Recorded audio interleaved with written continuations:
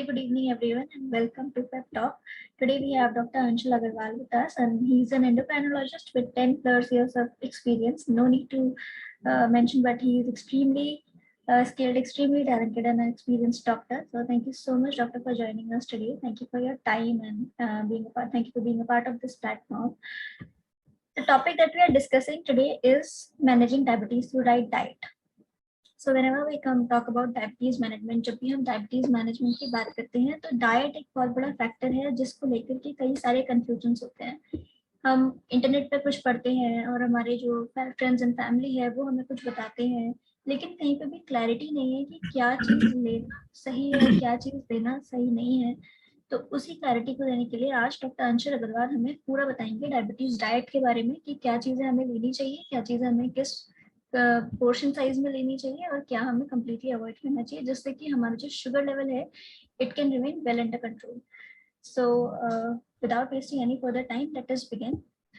Before we start, there is a small request to the participants. अगर एक छोटा सा रिक्वेस्ट है मेरा पार्टिसिपेंट से, कोई भी अगर आपका डाउट है, क्वेरी है, there is any doubt and query that you want to ask, you can enter your query in the chat box and we'll answer it at the end of the session. और you can ask directly at the end of the session. तो आप अपनी chat box में हमें query लिख करके भेज सकते हैं और हम उसे सेशन के एंड में आंसर करेंगे, या फिर आप सेशन के एंड में डायरेक्टली डॉक्टर से अपना क्वेश्चन पूछ सकते हैं।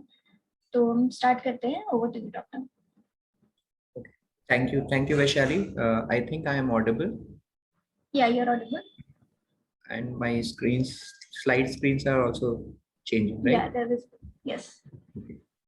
So thank you for that kind introduction and good evening to one and all. आप सब इस टाइम पे आप कनेक्ट हुए हो and today हम एक बहुत ही important topic पे थोड़ा सा डिस्कस करना चाहते हैं, that is managing your diabetes through right diet.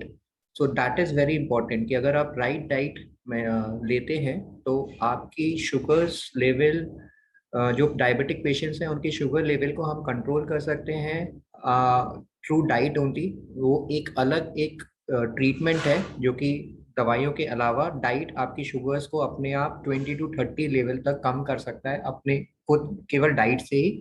Plus आपकी टैबलेट्स जो डायबिटिक पेशेंट्स ले रहे हैं वो कम हो सकता है, इंसुलिन जो पेशेंट ले रहा है उसकी डोज कम हो सकती है, और कुछ में इंसुलिन अगर ले रहा है वो बंद भी हो सकता है, केवल अगर आप उस राइट डाइट को फॉलो कर रहे हैं। तो डाइट का डायबिटीज मैनेजमेंट में बहुत ही इंपॉर्टेंट रोल है, इसलिए हम इस टॉपिक को आज थोड़ा सा डिस्कस करना चाहते हैं। वैसे तो ये बहुत ही वास्ट टॉपिक है जिसको एक उसमें कवर नहीं किया जा सकता, बट मोटे मोटे जो पॉइंट्स हैं we will try to discuss today. So coming to the first part, that what is diabetic diet. तो डायबिटिक डाइट अगर देखें तो it is just like eating healthy food. इसमें एक चीज इंपॉर्टेंट है, वो है मॉडरेट अमाउंट। दैट इज एक बार में आपको बहुत ज्यादा मील का अमाउंट नहीं लेना है, जो कि जैसे कि किसानी खाना होता है वो एक बार में 8 से 10 रोटी खा लेते हैं, उसके बाद दिन भर की छुट्टी। तो वो मॉडरेट अमाउंट में 2 से 3 रोटी, इसके ऊपर नहीं जाना है, आइडियली 2 रोटीज। तो उस मॉडरेट अमाउंट में खाना है and sticking to regular meal time. That is कि एक टाइम का मील नहीं होना चाहिए, उसको डिवाइड करके ले मील को, यानी कि ब्रेकफास्ट, लंच, डिनर मील्स को डिवाइड करें, और इन बिटवीन स्नैक्स जो कि हेल्दी स्नैक्स हैं, वो उस तरह का डाइट प्लान हमें लेना चाहिए। डायबिटिक डाइट, तो इसमें डायबिटिक डाइट में आता है हेल्दी ईटिंग प्लान जो कि रिच इन न्यूट्रिएंट्स है। तो इस चीज में न्यूट्रिएंट्स में तो रिच होगा, लेकिन फैट और कैलोरीज में लो होगा। फैट यानी कि जैसे कि ऑयल, घी, तेल जो हम डेली यूज करते हैं, और कैलोरीज यानी कि कार्बोहाइड्रेट। तो सबसे ज्यादा कैलोरीज तो हमें जैसे कि पता है शुगर में, ग्लूकोज में होती है। उसके अलावा काफी सारी चीजें हैं जो कि हाई कैलोरिक फूड होते हैं, वो हम आगे डिस्कस करेंगे कि हाई कैलोरिक फूड क्या क्या होते हैं। और इसमें की एलिमेंट्स जो कि हम ऑलवेज हमें अपने डाइट में हमेशा ऐड ऑन करना चाहिए, वो होते हैं फ्रूट्स, वेजिटेबल और होल ग्रेन्स जो कि फाइबर में रिच होते हैं। तो ये हो गया डायबिटिक डाइट के बारे में। तो डायबिटिक डाइट क्यों जरूरी है, हेल्दी ईटिंग प्लान क्यों जरूरी है, खास तौर से एक डायबिटिक पेशेंट में।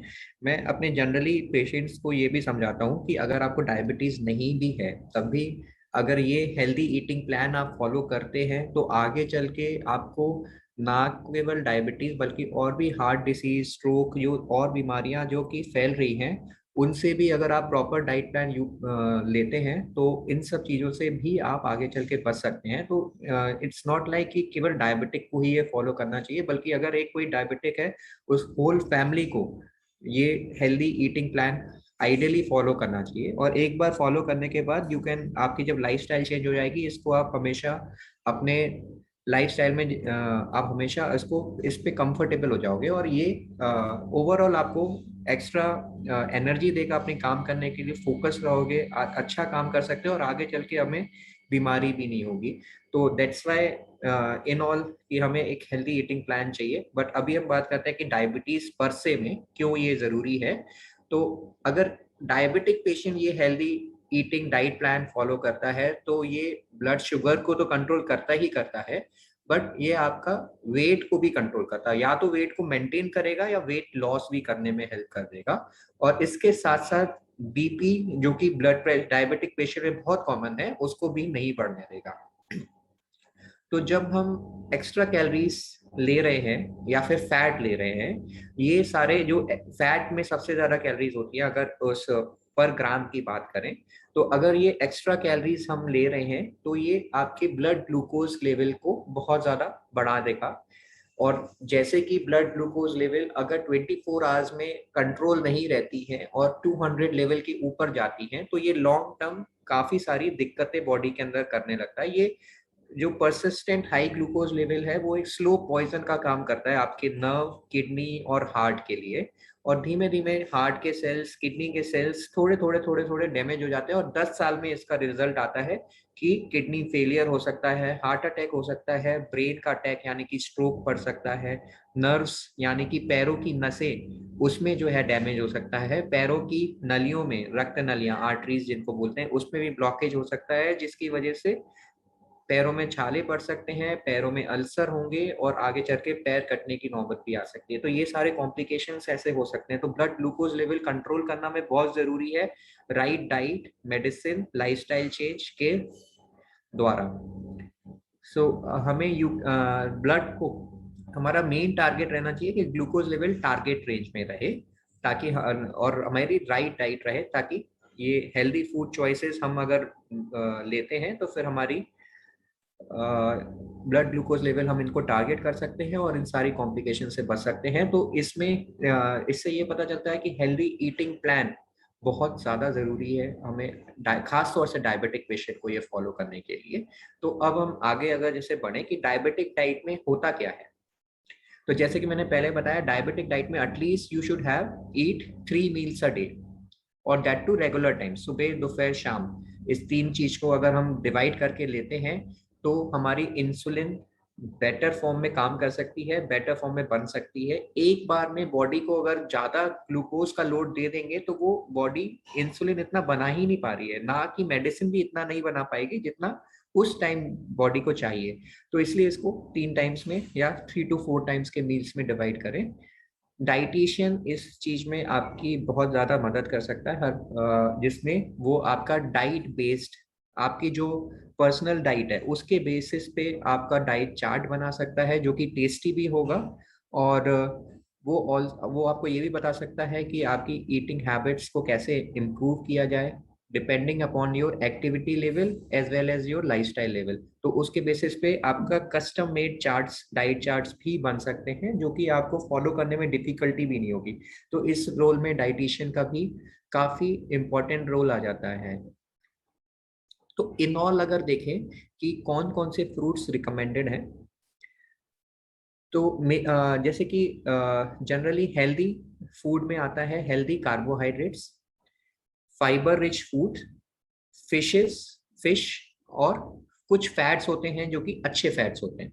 तो जैसे कि हेल्थी कार्बोहाइड्रेट के बारे में हमने बात करी, इसमें कुछ बैड कार्बोहाइड्रेट भी होते हैं, जो कि हो गया शुगर। ये तो हम सब जानते हैं कि शुगर एक बैड कार्बोहाइड्रेट है जो कि फटाफट आपकी शुगर लेवल को बढ़ाएगा। इसकी तरह और भी होता है जैसे कि स्टार्च। स्टार्च एक कॉम्प्लेक्स कार्बोहाइड्रेट है, लेकिन ये इतनी फटाफट इंसुल ग्लूकोज में जाकर कन्वर्ट हो जाता है बॉडी के अंदर और आपकी ग्लूकोज के लेवल को बढ़ा देगा। तो स्टार्ची वेजिटेबल जैसे कि आलू हो गया, ये सारे थोड़े से अनहेल्दी कार्बोहाइड्रेट में आ जाता है। तो इसलिए हमें हेल्दी कार्बोहाइड्रेट पे फोकस करना चाहिए, जैसे कि फ्रूट्स, वेजिटेबल्स। वेजिटेबल्स में आ गई हरी सब्जियां, और फ्रूट्स में भी कुछ फ्रूट्स जो कि ग्लाइसेमिक इंडेक्स जिनका लो है। ग्लाइसेमिक इंडेक्स के बारे में हम आगे बात करेंगे। इसके बाद आता है होल ग्रेन्स, जिसमें कि फाइबर युक्त ग्रेन्स होते हैं, जैसे कि ब्राउन राइस हो गया और रेड राइस हो गया। इसके अलावा जैसे कि बाजरा, मक्का, ज्वार, ये सारे जनरली फाइबर युक्त ग्रेन्स होते हैं। इनको कंज्यूम करने से आपका शुगर लेवल बहुत जल्दी नहीं बढ़ता है। इसके अलावा हेल्दी कार्बोहाइड्रेट में लेग्यूम्स आते हैं, बीन्स आते हैं, पीज आते हैं। तो ये हो गई कार्बोहाइड्रेट के बारे में। तो ये सारे कार्बोहाइड्रेट सोर्स हम ज्यादा मात्रा में कंज्यूम कर सकते हैं, और जो स्टार्च वाले कार्बोहाइड्रेट है उनको कम मात्रा में। इसके अलावा फैट में अगर देखें तो low fat dairy products use करने चाहिए, जैसे कि दूध अगर यूज कर रहे हैं तो मलाई निकला हुआ होना चाहिए, मिल्क। और इसके अलावा चीज, ये फैट डेयरी प्रोडक्ट्स बेटर होंगे एज कंपेयर टू ऑयल, घी, या फिर फ्राइड फूड्स जितने भी हैं, और ट्रांस फैट वाले फूड्स।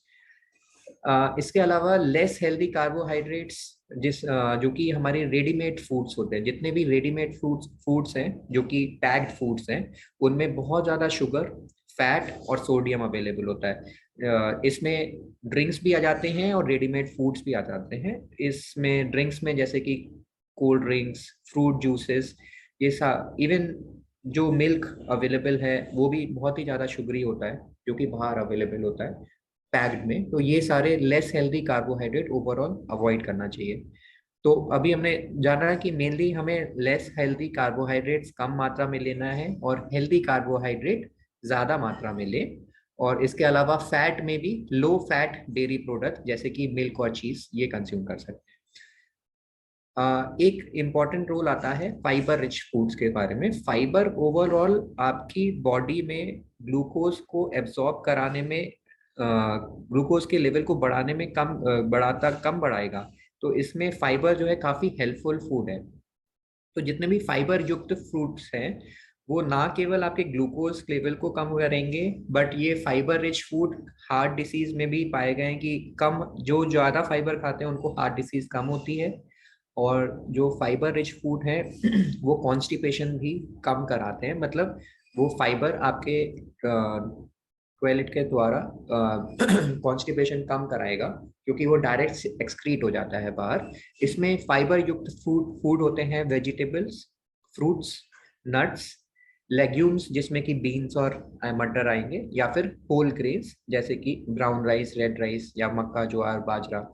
तो ये सारे जितने भी फाइबर युक्त फ्रूट्स हैं, इनको मात्रा हमारे बॉडी में डायबिटिक टाइप में ज्यादा होना चाहिए। इसके अलावा फैट, फैट में कौन से गुड फैट होते हैं, जिसमें मूफा और पूफा ऑयल यूज किया जाता है। PUFA means poly unsaturated fatty acid, और MUFA means mono unsaturated fatty acid. ये दोनों मूफा और पूफा अगर आपके ऑयल में प्रेजेंट है तो ये कोलेस्ट्रॉल लेवल को तो कम करते ही करते हैं। इसके अलावा हार्ट में भी इनका, हार्ट डिसीज को प्रिवेंट करने में भी काफी अच्छा रोल है। बट ओवरऑल ऑयल की क्वांटिटी कम मात्रा में होनी चाहिए। इसमें आते हैं nuts, canola, olive oil, peanut oil और एवोकाडोस। तो generally canola and olive oils में स्टडीज हुई हैं काफी, और इसमें काफी अच्छे रिजल्ट्स मिले हैं। तो ऑलिव ऑयल खास तौर से स्टडीज में पाया गया कि हार्ट डिसीज वगैरह में प्रिवेंट कर सकता है अगर ये कम मात्रा में लिया जाए, या फिर ऑयल को हम ऑलिव ऑयल से रिप्लेस कर दें अपने। इसके अलावा जो फूड्स हमें अवॉइड करने चाहिए वो, उसमें आता है saturated fat. Saturated fat generally जो कि डेयरी प्रोडक्ट्स का हाई फैट प्रोटीन है, या फिर एनिमल प्रोटीन से मिला है जैसे कि रेड मीट। और इसके अलावा जो डेयरी प्रोडक्ट से मिला है यानी कि घी, बटर, ये सैचुरेटेड फैट्स में आते हैं। इनको हमें थोड़ा सा अवॉइड करना चाहिए। ट्रांस फैट एक तरह का फैट होता है जो कि इन एंड ऑल हमें हर मार्केट में, अगर आप बाहर जाएंगे, जितना भी ऑयली फूड बन रहा है वो almost is like a trans fat. Trans fat वो होता है जब एक ऑयल को हम बार बार बॉईल करके, जब बॉईल करते जाते हैं, जब 2 से 3 बॉईल के बाद जब वो ऑयल होगा वो सिस से ट्रांस में कन्वर्ट हो जाएगा वो फैट, और वो ट्रांस फैट पाया गया कि बहुत ही ज्यादा हार्ट डिसीज कराता है। तो जितने भी समोसे कचौड़ी बाहर जो तले जा रहे हैं, वो एक बार ऑयल को क्या, एक दो तीन बार क्या, 10 10 20 20 बार उसी ऑयल को बार बार यूज किया जा रहा है, वो काला पड़ जाता है और that is very harmful to your body. तो ये ना केवल डायबिटीज के लिए बट नॉन डायबिटीज के लिए भी ट्रांस फैट बहुत हार्मफुल है। तो ये ना केवल समोसे जलेबी जो बाहर मिल रहे हैं, बल्कि जो भी स्नैक्स, प्रोसेस स्नैक्स हैं और बेक्ड गुड्स हैं और अवेलेबल जो मार्केट में अवेलेबल है, उनमें भी ट्रांस फैट मिलता है। तो ये सब हमें अवॉइड करना चाहिए। इसके अलावा कोलेस्ट्रॉल में एग योक, लिवर एंड जो ऑर्गन मीट्स हैं, इनमें थोड़ा सा ज्यादा कोलेस्ट्रॉल होगा। और अगर डेयरी प्रोडक्ट्स में जाएं तो हाई फैट डेयरी प्रोडक्ट्स जैसे कि बटर हो गया, घी हो गया, इनमें थोड़ा सा कोलेस्ट्रॉल की मात्रा ज्यादा होगी। इनको हमें कम मात्रा में लेना चाहिए ताकि कोलेस्ट्रॉल कम जाए। और ओवरऑल सोडियम युक्त फूड, जैसे कि जितने भी प्रोसेस्ड फूड हैं और पैकेज्ड फूड्स हैं, उनमें सोडियम की मात्रा बहुत ज्यादा होती है। और ओवरऑल सोडियम भी ऊपर से हमें स्प्रिंकल नहीं करना चाहिए। जितना भी खाने में हमें सोडियम की रिक्वायरमेंट है, यानी कि सॉल्ट की रिक्वायर्ड है, उतना ही एम करें।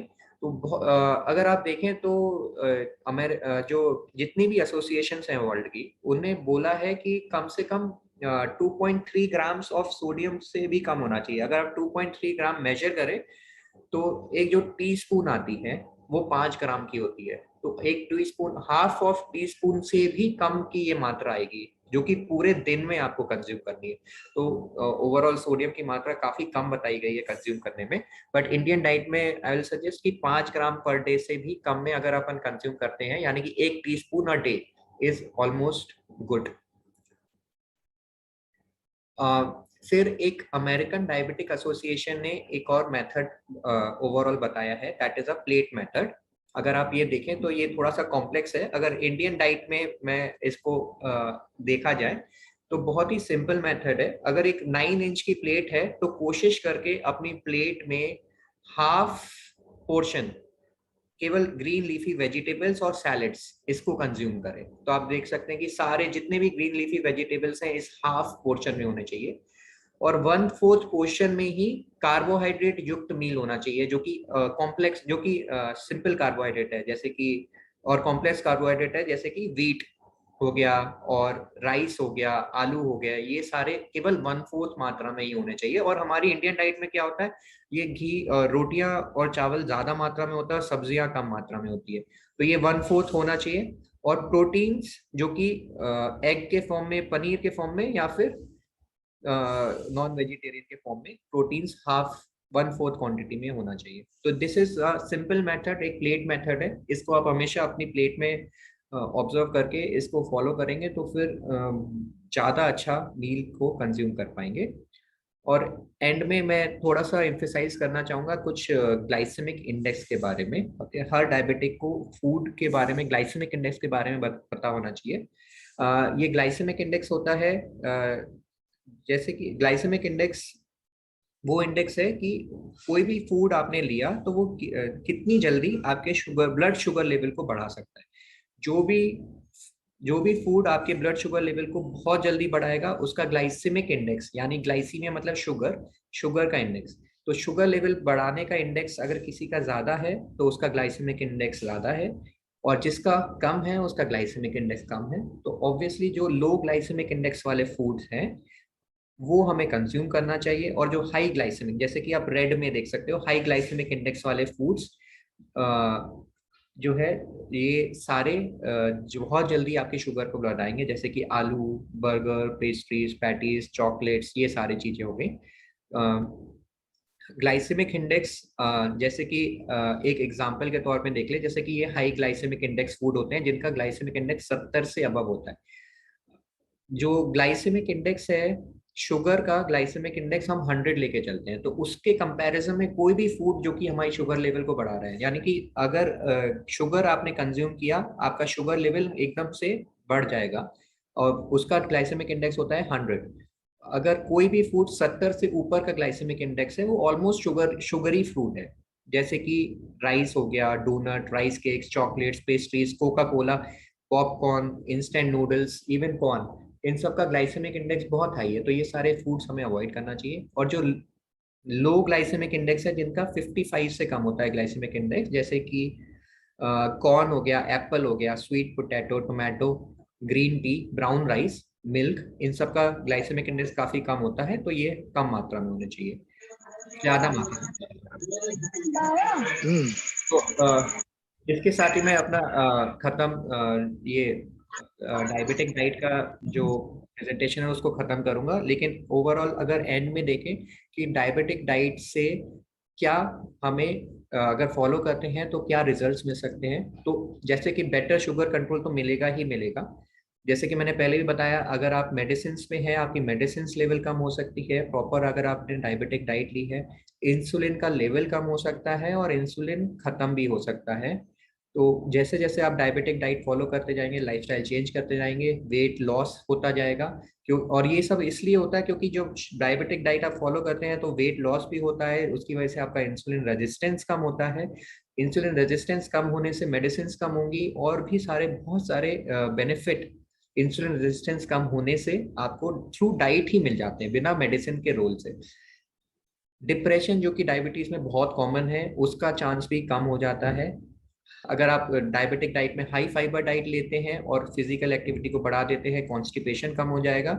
इसके अलावा जो भी डायबिटीज रिलेटेड रिस्क है, जैसे कि heart attack, stroke, kidney risk, even पैरों में छाले पड़ना और एम्पुटेशन वगैरह के रिस्क, ये सब भी कम हो जाएंगे।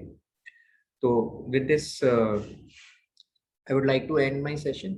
Thank you very much for everybody for patient listening, and it was very pleasure talking to you.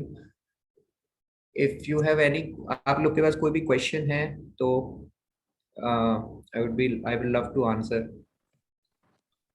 अपना नो डॉक्टर। हेलो। जी जी जी बताइए। जी हेलो डॉक्टर जी साहब, मैं हेलो आई एम हाँ जी audible? Doctor Gupta, mister Gupta, हाँ जी बोलिए, आपकी आवाज आ रही है, आप बताइए, आप क्वेश्चन है कोई?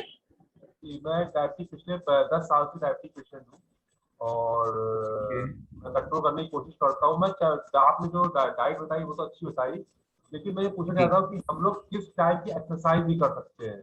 जैसे कि मैं सुबह एक्सरसाइज करता हूँ, 7 से 8 10 किलोमीटर वॉकिंग रनिंग करता हूँ, तो क्या ये मेरे लिए अच्छा ही गलत है? ये 8-10 आप किलोमीटर ओके, आप 7 से 8 वॉकिंग करते हैं?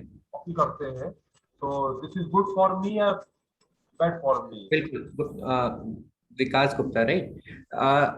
तो अगर डायबिटिक पेशेंट, अगर आप डायबिटिक 10 साल से, जैसे कि आपने बताया डायबिटीज हो, जो रिकमेंडेशन है उसमें जो 40 मिनट से 45 मिनट तक वॉकिंग अगर आप करते हैं, that is brisk walking.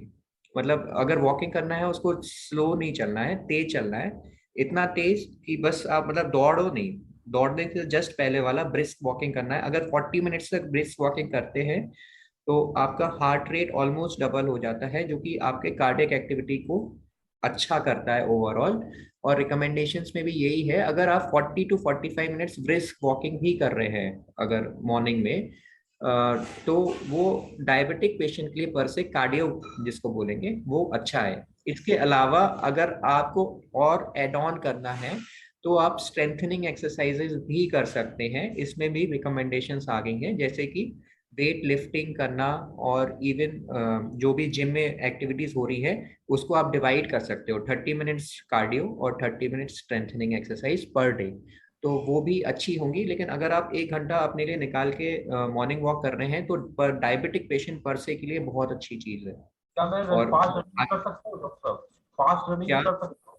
Fast running भी कर सकता हूँ अगर कुछ आप कर वक्त? सकते हैं तो आप फास्ट रनिंग भी कर सकते हैं, उसमें कोई इशू नहीं होगा। टीवी में कोई मेरा फ्रेंड मिल जाता है तो मैं जी, स्प्रिंटर मारता हूँ, तो वो मेरे लिए बेनिफिट रहेगा कि मतलब सही रहेगा आप कि कितने गलत साल रहेगा? के हैं विकास? जी मैं 42 ईयर्स का हूँ। हाँ, तो अगर आप एल्डरलीज में थोड़ी सी प्रॉब्लम हो सकती है, बट अगर यंग है तो उसमें कोई मैं एक प्रॉब्लम साल नहीं है। से कर रहा हूँ, मॉर्निंग वॉक में कंटिन्यू जा रहा हूँ। अभी इधर से हाँ, एक महीने से मैं बीच बीच में जो है 100 मीटर का 200 मीटर का स्प्रिंटर भी मारता हूँ, तो ये बिल्कुल मेरा विकास, इसमें कोई आपको डायबिटीज पर से कोई इशू नहीं आएगा। तो यही डॉक्टर साहब मुझको पूछना था डॉक्टर साहब। जी, तो इसमें कोई इशू नहीं आएगा, अपनी बॉडी कैपेसिटी के हिसाब से आपका एक्सरसाइज कर सकते हैं, उसमें किसी को कोई प्रॉब्लम नहीं आएगी। तो अगर मैं सुबह सुबह जाता हूँ तो कुछ खा के जा सकता हूँ या खाली पेट ही करूँ, कुछ खा के मतलब? वो डिपेंड करेगा कि आपकी शुगर लेवल कितनी चलती है। और अगर शुगर लेवल बेटर ये रहेगा कि आप कुछ खा के जाएं, क्योंकि शुगर लेवल कम हो सकती है एक्सरसाइज के वक्त, खास तौर से जब आप स्प्रिंट कर रहे हैं।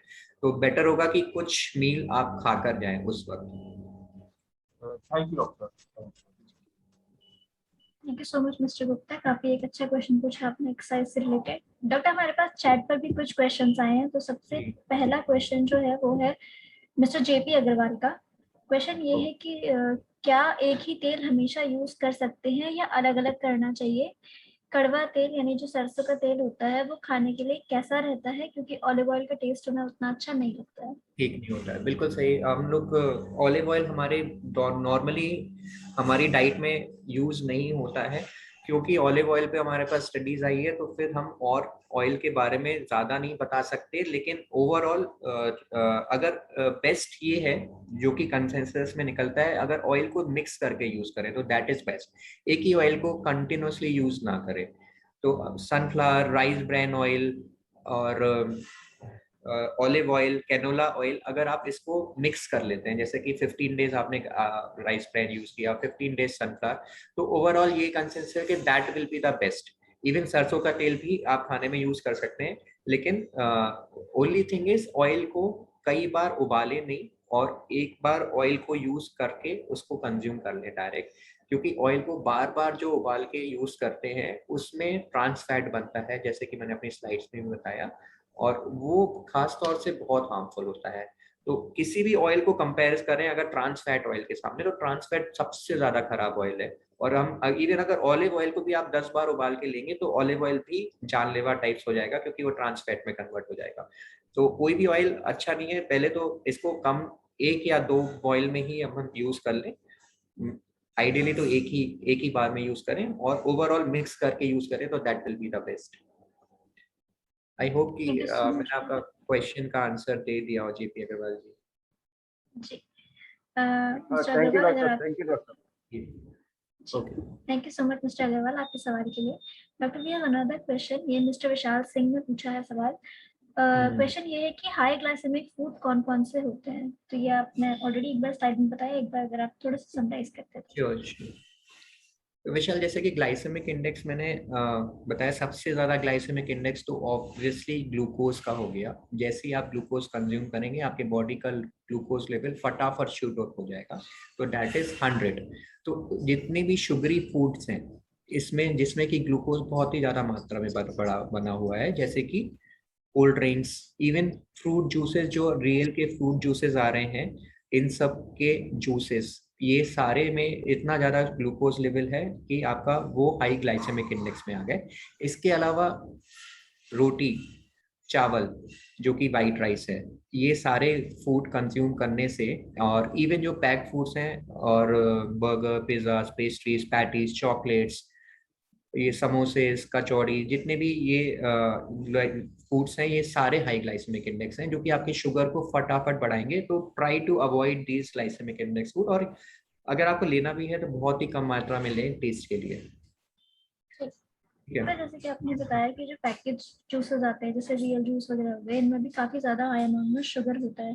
इनफैक्ट जो फ्रूट जूसेस हम लेते हैं, काफी सारे लोगों में ये कॉन्सेप्ट है कि fruit and fruit juices same ही तो है, क्या फर्क है दोनों में, है ना? तो ये अगर आप थोड़ा सा बता दें कि इन दोनों में काफी डिफरेंस है, Sure. फ्रूट जूसेस उतना हाँ विशाल, नहीं दैट है। Is a very good question I think, क्योंकि इसमें काफी लोगों को डाउट होता है। और इंडियन सिनेरियो में हमें लगता है कि फ्रूट जूसेस हमारी हेल्थ के लिए बहुत अच्छे हैं, चाहे हमने भले उसमें शुगर नहीं मिलाई है, बट फ्रूट जूसेस हमारी हेल्थ के लिए, उसमें वाइटामिन हैं, मिनरल्स हैं, न्यूट्रिशन है। तो मैं बता दूं, बच्चों के लिए अगर आप देते हैं फ्रूट जूस तो दैट इज गुड, जो कि डायबिटिक नहीं है।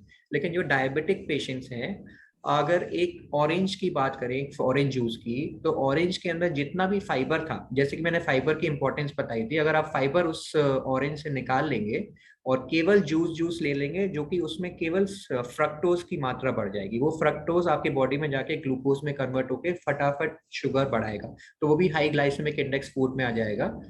तो और क्यों? क्योंकि आपने जो फाइबर की डाइट है, फाइबर का जो मात्रा थी, फाइबर ना केवल, जैसे कि मैंने बताया, उसका यूज ये भी है कि अगर आप फाइबर फूड लेते हैं तो जो ग्लूकोज उस ऑरेंज में था वो भी कम देर से एब्सॉर्ब होगा और उसका ग्लाइसेमिक इंडेक्स उस फ्रक्टोज का भी लो कर देगा।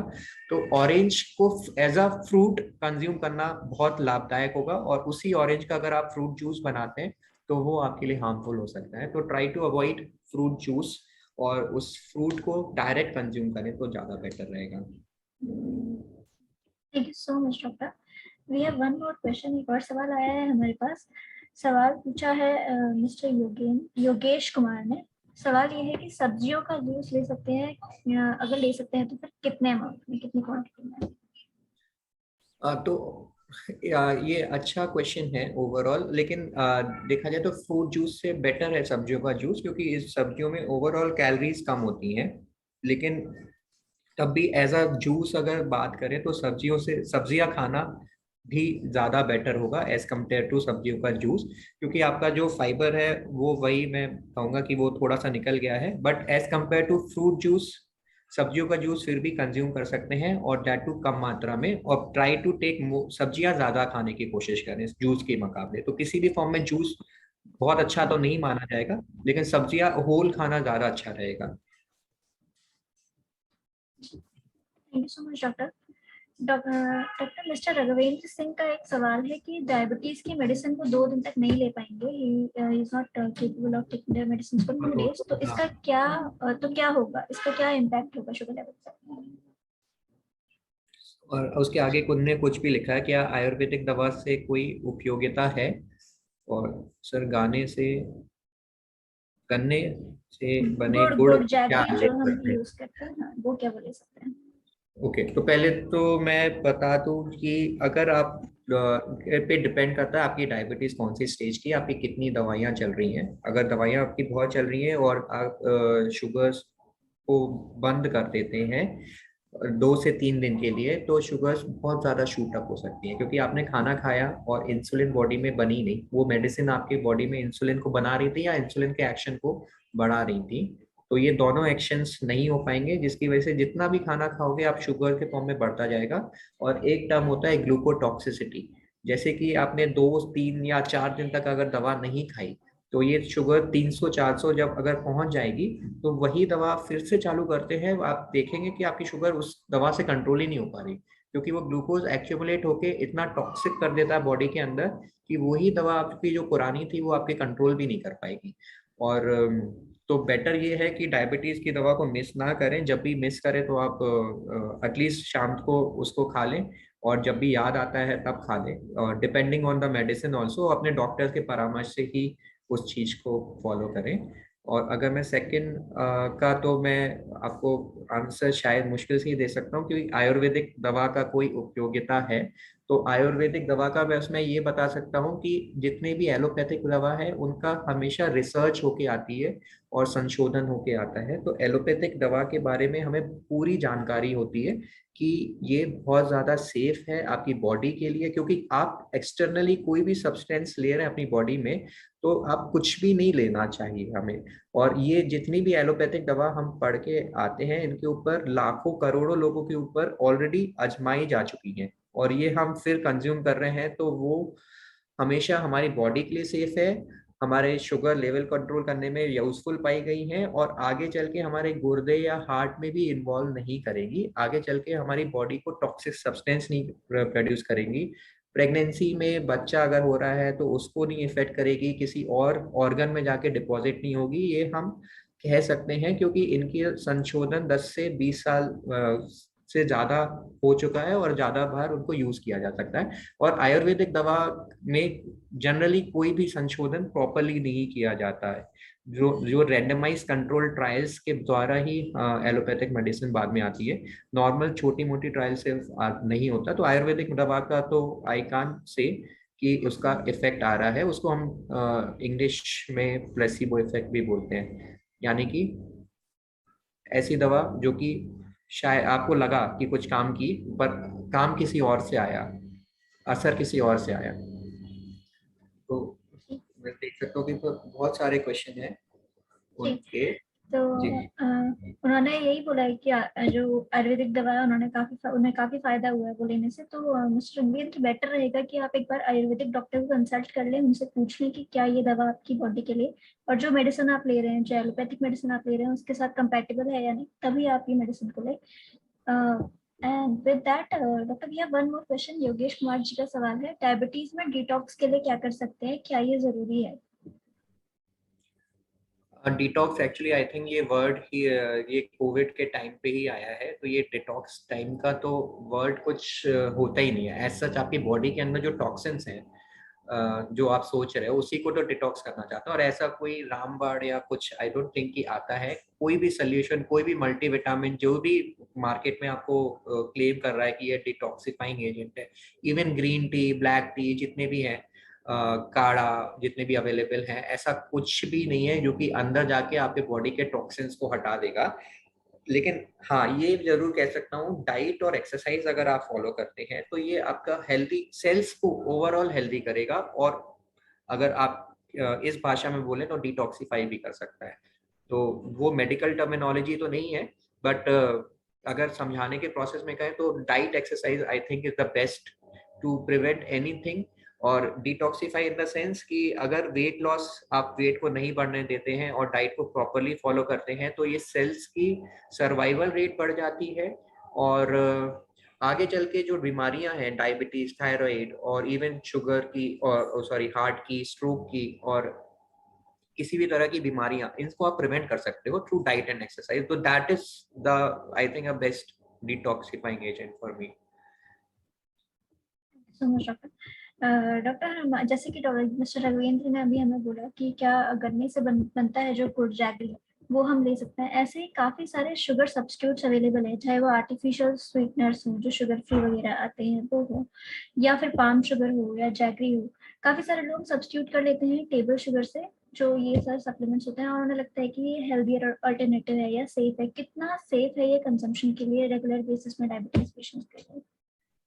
ओके, सो ओवरऑल मैं ये कहना चाहूंगा कि शुगर तो ऑब्वियसली बहुत खराब है। इसके अलावा गुड़ या फिर हनी का जो इसका कोई सब्स्टिट्यूट नहीं है, शुगर का हनी और गुड़ कोई सब्स्टिट्यूट नहीं होगा। तो इसको अपने उसमें नॉर्मली ना लें, क्योंकि ये भी काफी हाई ग्लाइसेमिक इंडेक्स होता है, और तो ये भी आपके शुगर लेवल को बहुत ज्यादा बढ़ाएगा।